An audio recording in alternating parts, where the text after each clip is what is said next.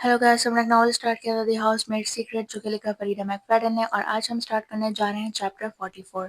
लेकिन chapter start करने से पहले मेरी एक रिक्वेस्ट है कि अगर आपको हमारी वीडियोस पसंद आई तो kindly like share and subscribe करना ना भूलिए। तो चलिए शुरू करते हैं। मिली इंटेरोगेशन वहां से सिर्फ और ज़्यादा ख़राब होती चली गई। मैं कोशिश करती हूँ कि किसी तरह सच का एक ऐसा वर्जन बता दूँ जो इस बात पर ख़त्म ना हो कि मैंने डॉगलास गैरिक को उसके घर में गोली मारकर कत्ल कर दिया। मैं बताती हूँ कि डगलास गैरिक वेंडी के साथ जुल्म करता था और मैं उसकी मदद करने की कोशिश कर रही थी। मैं ये भी बताती हूँ कि वेंडी ने मुझे बंदूक दिखाई थी और कहा था कि वो अपनी हिफाजत के लिए रख रही है और शायद इसी वजह से मेरे फिंगरप्रिंट्स उस पर आए। लेकिन मुझे ये समझाने में मुश्किल हो रही है कि वेंडी के फिंगरप्रिंट्स उस बंदूक पर क्यों नहीं मिले। डिटेक्टिव रमायरस के चेहरे से भी पता चल रहा है कि वो मेरी कोई बात नहीं मान रहा। मेरी इस लंबे और इधर-उधर की कहानी के बाद मुझे यकीन हो जाता है कि रमायरस अभी मुझे मेरे राइट्स रीड करेगा और जेल ले जाएगा, लेकिन उसके बजाय वो सिर्फ सर हिलाकर कहता है, मैं अभी-अभी आता हूँ, कहीं मत जाना। वो उठता है और इंटेरोगेशन रूम से बाहर चला जाता है। दरवाज़ा ज़ोर से बंद होता है और पूरा कमरा गूंज उठता है। अब रूम में सिर्फ मैं और ब्रॉक रह गए हैं। ब्रॉक टेबल की तरफ देख रहा है। उसकी आंखें शीशे जैसी ब्लैंक हैं। वो यहाँ मेरा वकील बनकर आया था, लेकिन गुजरे 20 मिनट से उसने एक लफ्ज़ तक नहीं कहा। अगर मुझे पता होता कि सब कुछ ऐसे होगा, तो मैं उसे कभी मदद के लिए ना कहती। ब्रॉक, मैं कहती हूँ। वो धीरे से अपनी नज़र उठाता है। तुम ठीक हो? मैं नरमी से पूछती हूँ। नहीं। वो मुझे गुस्से भरी नज़र से देखता है।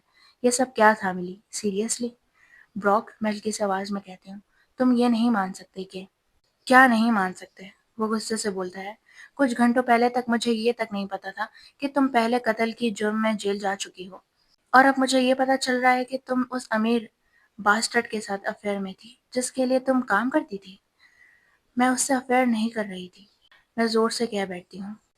मैं तुमसे कभी धोखा नहीं कर सकती। तो फिर पिछले वेडनेसडे की रात तुम क्या कर रही थी? वो कहता है, कल रात क्या कर रही थी? और वो सब रातें जब हम डिनर पर मिलने वाले थे और तुमने मुझे इग्नोर कर दिया। तुम्हें तो समझ आना चाहिए कि ये सब कितना ज़्यादा सस्पिशियस लग रहा है, खासकर जब तुम जानती हो तुम पहले भी किसी को मार चुकी हो। खैर, सिर्फ एक बार नहीं, लेकिन मुझे लगता है ये बात अभी बताना मेरे हक में नहीं होगा। मैं कह चुकी हूँ, मैं वेंडी की मदद कर रही थी। उस औरत की मदद जो अब तुम पर इल्ज़ाम लगा रही है कि तुम उसके शौहर के साथ अफेयर में थी और फिर उसे मार दिया। ओके। जब वो इस अंदाज में कहता है तो बात काफ़ी ख़राब लगती है। मुझे नहीं पता वो डिटेक्टिव को ऐसा क्यों कह रही है।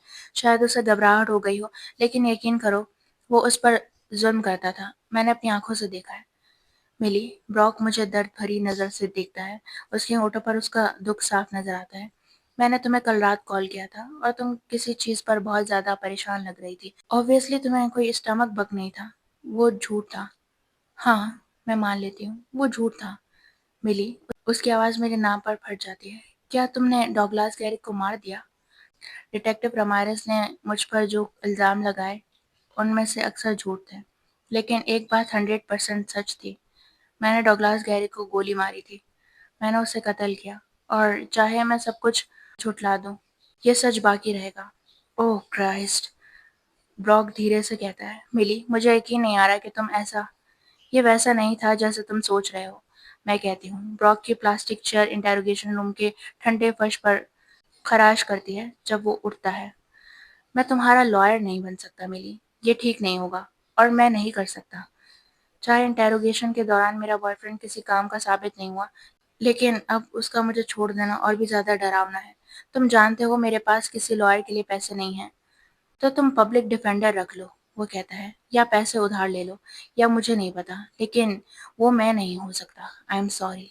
तो बस यही था। मैं अपनी थरथराती थोड़ी को संभालते हुए उसकी तरफ देखती हूँ। अब तुम मुझसे ब्रेकअप कर रहे हो? शायद। वो अपना सर हिलाता है। ऑनेस्टली, मुझे तो अब पता ही नहीं तुम हो कौन। वो अपने बालों में हाथ फेरता है और गुस्से और कन्फ्यूजन में उन्हें खींचता है। मुझे यकीन नहीं आ रहा कि ये सब हो रहा है। मैं तो चाहता था कि तुम मेरे पेरेंट्स से मिलो। मैंने सच में सोचा था कि तुम और मैं। वो अपनी बात पूरी नहीं करता, लेकिन मुझे ज़रूरत भी नहीं। उसने हमारे लिए एक ऐसा फ्यूचर देखा था जहाँ हम शादी करते, बच्चे होते, साथ बूढ़े होते हैं। उसने कभी ये इमेजिन नहीं किया था कि ये सब पुलिस स्टेशन में ख़त्म होगा, जहाँ मैं कत्ल के इल्ज़ाम में इंटेरोगेशन फेस कर रही हूँ। तो असल में मैं उसे जाने का दोष नहीं दे सकती।